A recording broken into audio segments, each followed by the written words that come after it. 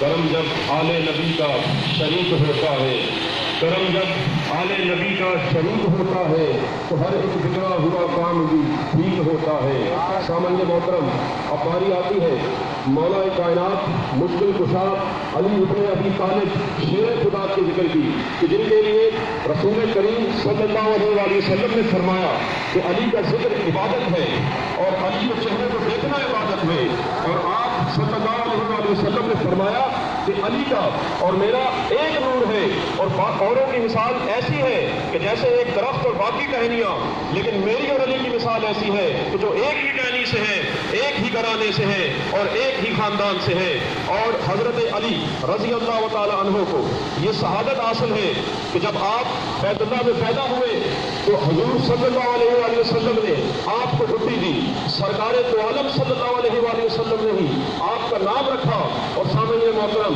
پھر چھٹی کے بعد نبی کریم پیارے آقا نے اپنی زبان مبارک آپ کے منہ میں دی، اور حضرت علی اس پر چوستے رہے، اس قدر چوستے رہے کہ آپ چوستے چوستے سو گئے، آرام کرنے لگ گئے۔ سامعین، حضور نبی کریم صلی اللہ علیہ وسلم نے اخوت کے موقع پر بھی حضرت علی ابن ابی طالب کو اپنا بھائی چنا، اور نبی کریم صلی اللہ علیہ وسلم نے فرمایا کہ مومن علی سے دور نہیں رہ سکتا اور منافق اس کے قریب نہیں آ سکتا۔ اور سامعین،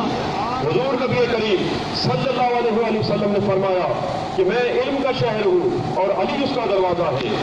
کیونکہ تعلیم اگر چاہیے تو تعلیم میں تے عین لام یہ ہی 5 حروف کا مجموعہ ہے، اور اگر اس میں سے عین لام یہ نکال دیا جائے، علی نکال دیا جائے تو صرف تم رہ جاتا ہے، تعلیم نہیں رہتی۔ اور سامعین، اس کا اعتراف صرف مسلم ہی نہیں غیر مسلم بھی کرتے ہیں۔ ایک انگریز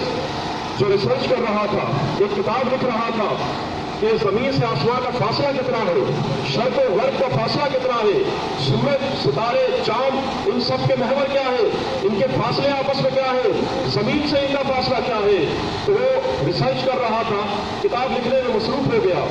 اپنے احباب سے ملاقات اس کی کم ہو گئی، تو اس کا ایک مسلمان دوست اس سے ملتا ہے اور اس سے پوچھتا ہے کہ آج کل تم نظر نہیں آتے، کیا بات ہے؟ تو وہ کہتا ہے کہ میں ایک ریسرچ کر رہا ہوں فاصلے پر، کہ زمین سے آسمان کا فاصلہ کیا ہے، شرق و غرب کا فاصلہ کیا ہے۔ تو سامعین، وہ مسلمان دوست اس کو کہتا ہے کہ کیا تم نے نہج البلاغہ نہیں پڑھا، کیا تم نے مولا علی کے خطبات نہیں پڑھے؟ تو وہ کہتا ہے کہ ہو اس علی، میں نہیں جانتا علی کون ہے۔ تو وہ کہتا ہے کہ جاننا بعد میں، پہلے مولا علی کے خطبات پڑھو، پہلے مولا علی کے ارشادات پڑھو۔ تو سامعین، وہ اس کا دوست اس کو انگریزی میں، انگلش میں اس کو ٹرانسلیٹ کر کے وہ تمام چیزیں ایک کتاب کی صورت میں دیتا ہے، تو وہ ان کتابوں کو پڑھتا ہے تو حیران رہ جاتا ہے، دنگ رہ جاتا ہے، اور پھر وہ 1000 سائنسدانوں کو، 1000 سائنٹسٹ کو، اپنے دوستوں کو خطوط لکھتا ہے، لیٹر لکھتا ہے، وہ تمام سوال اس کے اندر درج کرتا ہے،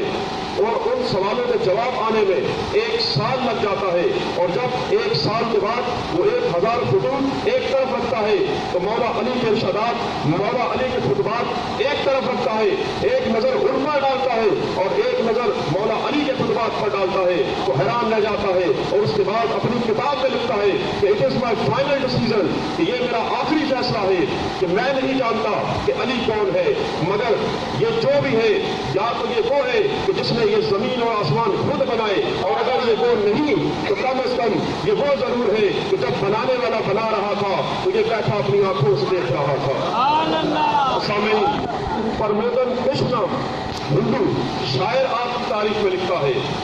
کہ فلک سے جو اتر آیا، فلک سے جو اتر آیا زمین کا وہ ستارہ ہے، فلک سے اتر کر جو آیا زمین کا وہ ستارہ ہے، اور فلک سے اتر کر آیا زمین کا وہ ستارہ ہے، اور جسے کوئی نہیں سمجھ پایا خدا کا وہ اشارہ ہے۔ اور سامعین، حضرت علی رضی اللہ تعالی عنہ کی منقبت کے لیے اپنے مدرس